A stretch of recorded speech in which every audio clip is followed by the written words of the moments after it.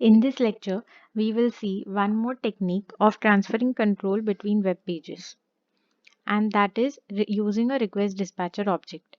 So, a request dispatcher object can be obtained either from a request or from the application context, and that is what we will be seeing now.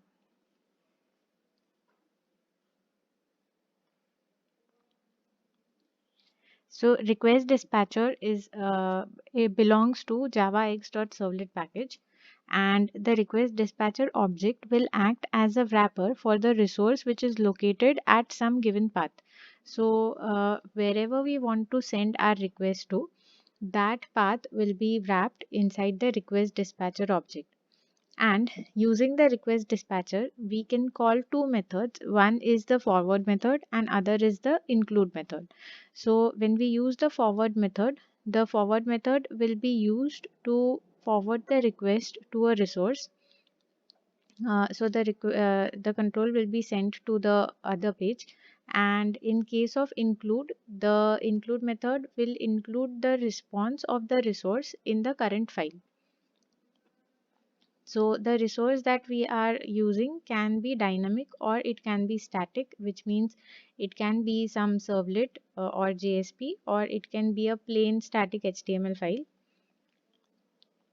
And the path name that has been specified, it can be relative. So we can give a path which is relative to our application context. But we cannot extend outside the current servlet context. So we cannot go outside the context of our application.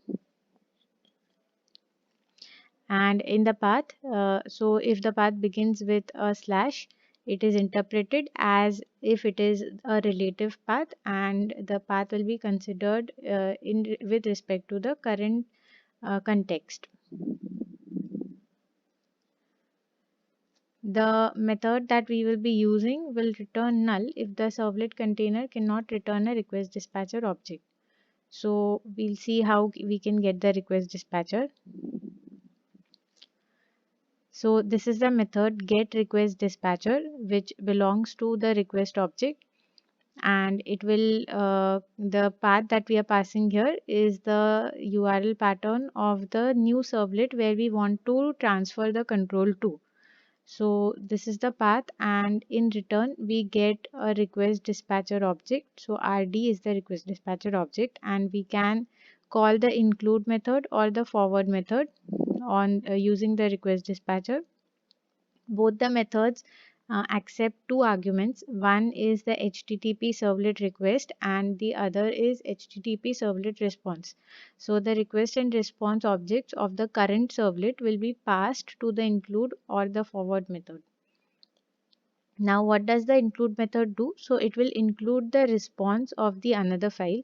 So it will include the response of this new servlet into our current file, and the control will return back to the calling servlet. So because the control is returning back to the calling servlet, the remaining lines of code in the calling servlet, all of them will be executed. So basically, if let's say this is the servlet and there are two lines executed, after which the third line says request dispatcher dot include some other servlet. So this will take control to a new servlet, and the new servlet will be executed, and this response will be returned back here. So the response will be now included in place after the request dispatcher call, and then the remaining lines of this servlet 1 will again execute. So this is what the output will look like. But that will not happen in case of forward. So in case of forward, the client request will be forwarded to the new servlet, and the control will permanently shift to the new page. It will not come back to the calling servlet. So what happens in this case is that it's if the calling servlet has executed two lines, after which it is forwarding the request using a request dispatcher to a new page. So this new page will be executed. The output will be shown in the browser, and this control never returns back here. So if there was anything that was written after the request dispatcher forward method, that will not be seen. Neither will the lines which were executed before, because the control has permanently shifted to this new page, and the output that we see will only be of the new servlet. So this is the output that will be seen in the browser. So this is the basic difference between include and forward methods.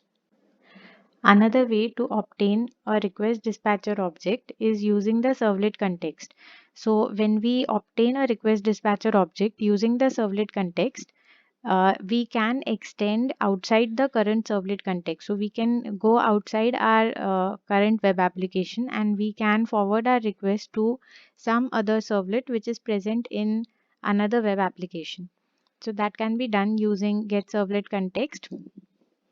So to get the servlet context, as you can see here, we will first get the context using the get servlet context and then the get context. So here we are passing the context name of the other application where we want to transfer control to, and then using that context object, we are getting a request dispatcher object where we are passing the URL of the web page which belongs to this context.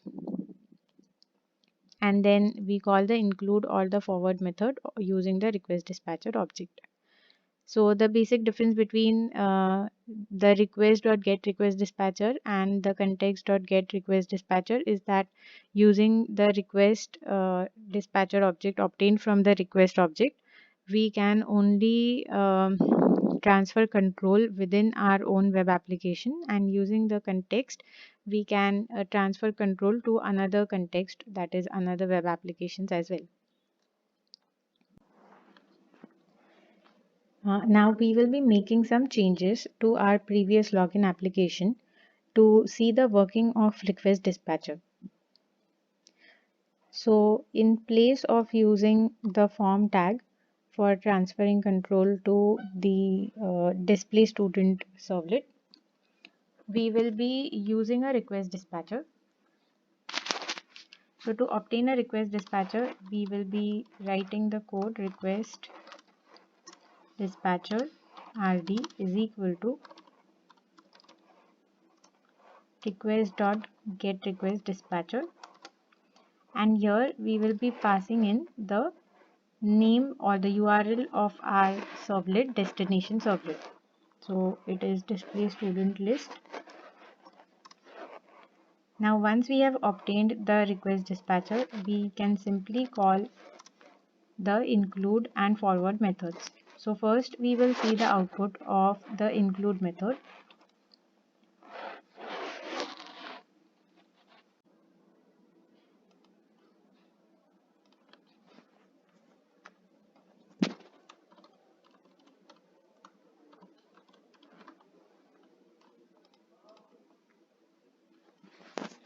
So in the output we can see that the output of login servlet is the first line, and then we have included the output of the display servlet.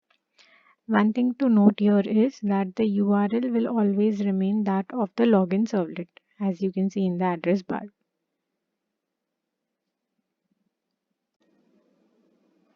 Similarly, we can use the include method of the request dispatcher to include the login.html in case the username and password do not match. So in place of the hyperlink, we will use a request dispatcher.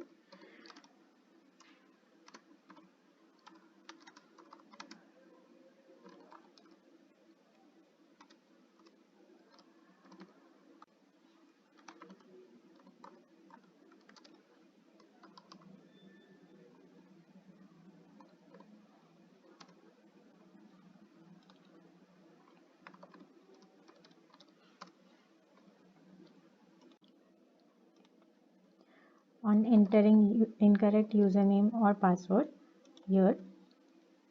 So this is the output of the login servlet, which is sorry, try again. And this login form is the form that we have included using the login.html.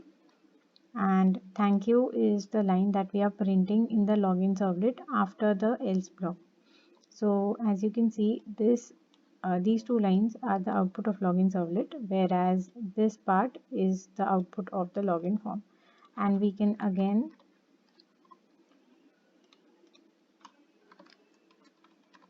enter the username password here, and now when we click on login, we have logged in successfully, and this is the output of the if block. Next, we will see what will be the difference if we use the forward method in place of the include method here. So if we use the forward method, rest of the steps will remain the same, just that we are using the forward method.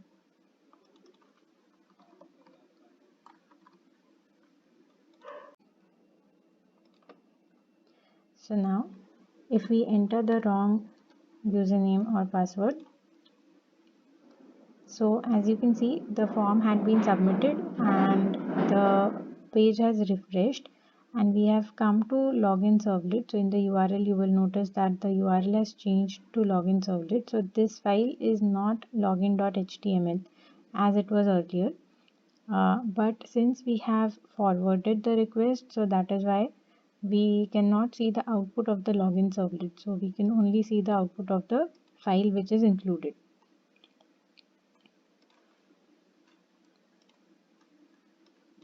So let's enter the correct username password. When we click on login, now here we will be able to see only the output of the display servlet and not the output of the login servlet, like we had seen earlier, that one line of the login servlet was being displayed and the output of the display servlet was appended, but that will not be the case now because we are using the forward method. But one thing to remember is that the URL will not change. Even though we are looking at the output of the display servlet, the URL will still remain that of the login servlet. So to the client, it will seem like this response has been returned by the calling servlet itself, whereas the output is that of the called servlet. So now we have created another web application, web app 2, and we will be writing some code. So let's just modify this hello world from web app 2.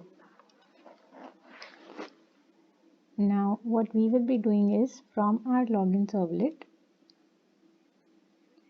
instead of switching to another servlet within the context, we will be transferring control to a web page which is outside our servlet context, so which is outside the web application in which our servlet resides.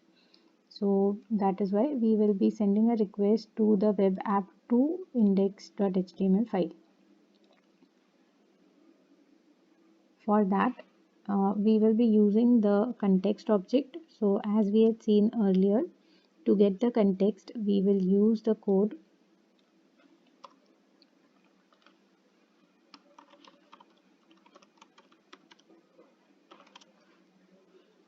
so we'll use javax.servlet.servlet context interface, and we will be creating an object of that. So we obtain an object of context using the getServletContext method,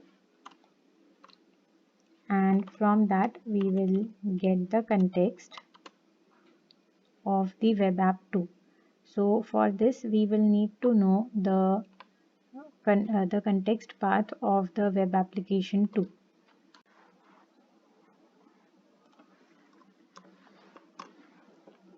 Once we have obtained the servlet context, we will then obtain a request dispatcher.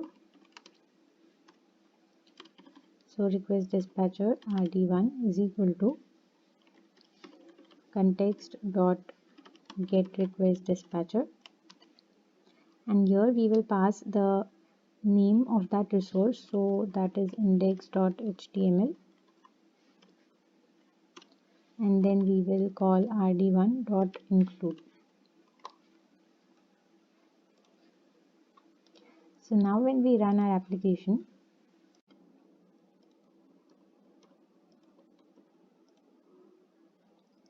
So here in the output we can see that this is the output of index.html file of web application 2, and it has been embedded. So the response of that file has been embedded inside the response of our login servlet file.